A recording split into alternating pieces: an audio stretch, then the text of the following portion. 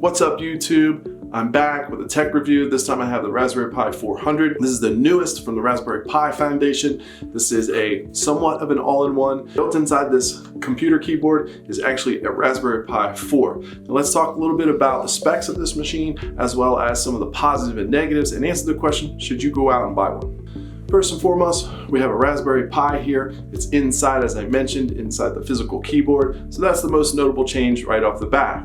We also, inside of this, have a Raspberry Pi 4 with 4 gigabytes. Now, we don't have the option like we do in the standard Raspberry Pis to pick between a 1, 4, and 8. They give us the middle of the road 4 gigabyte. Now, they did, inside of this, improve the processor by 300 megahertz. So we're, instead of 1.5, we're at 1.8, which is a great thing. Appreciate it, a little bit more processing power. On the back side, you'll see this Raspberry Pi is not like your traditional one in form factor alone, meaning that this is laid out flat. So this is a long skinny board inside of here. You have your standard things that we've come to recognize of the Raspberry Pi, with a few notable exceptions. So first and foremost, on the back, we'll see here we have an RJ45. We have 3 USB ports, one 2.0, one 3.0. Next to that, we should have the power. Now this is USB-C powered. Remember, you're gonna need an official Raspberry Pi power supply or something that has enough power to power this. Next to that, we actually have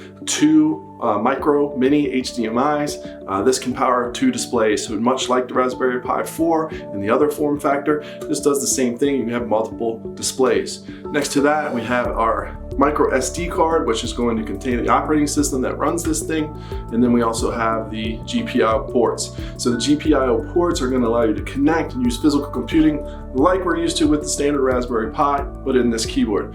So overall, those are the specs on this, but what are we missing? Well, first and foremost, we're missing a lot of RAM here. I really don't like the fact they did not give us 8 gigabytes, they gave us 4 gigabytes. It's caused some problems, but we'll get into that a bit more in the downfalls. The other thing they did not include on here is something I use a lot, and it's the 3.5 auxiliary port. Now, I like to hardwire my music. I don't like to stream it over Bluetooth. So for me, not having that ability is really lacking on this. It was really easy to put in, and they chose not to put it in.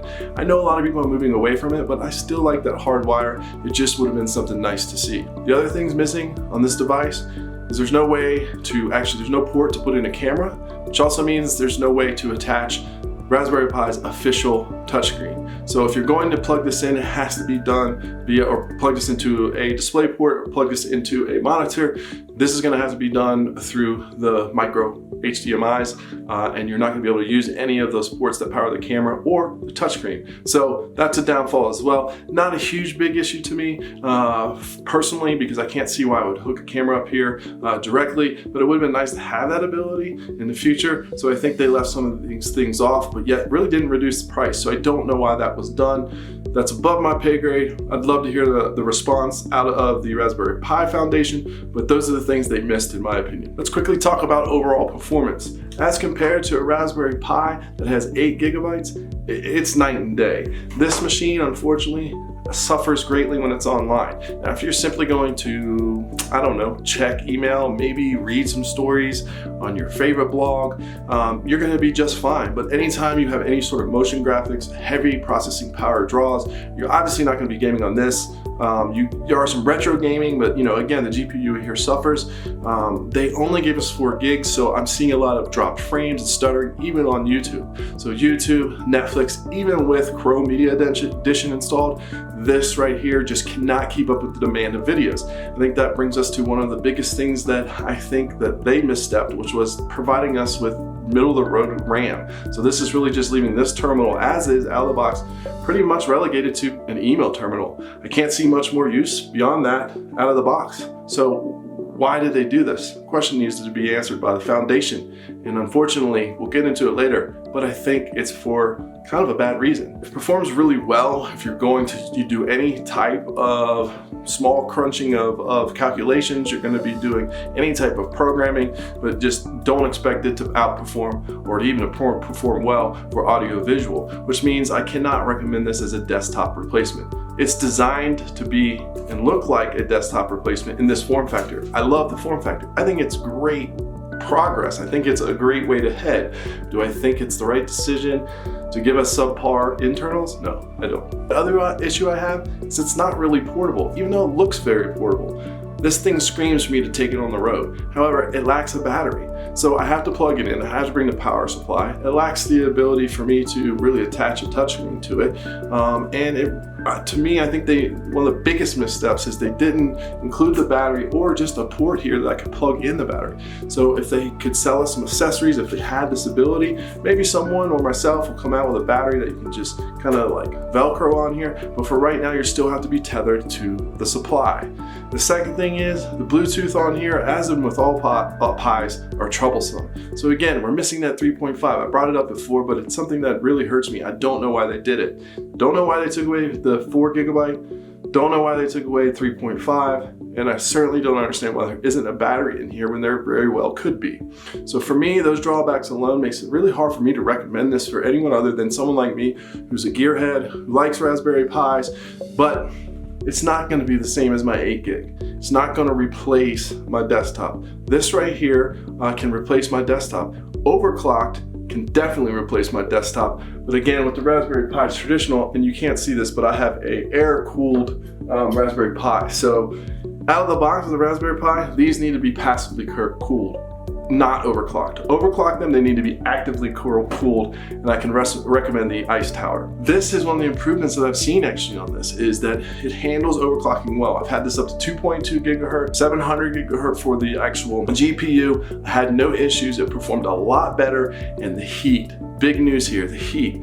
The way this is built, it has a whole plate in here that is basically a huge heat sink. So basically it pulls the heat away.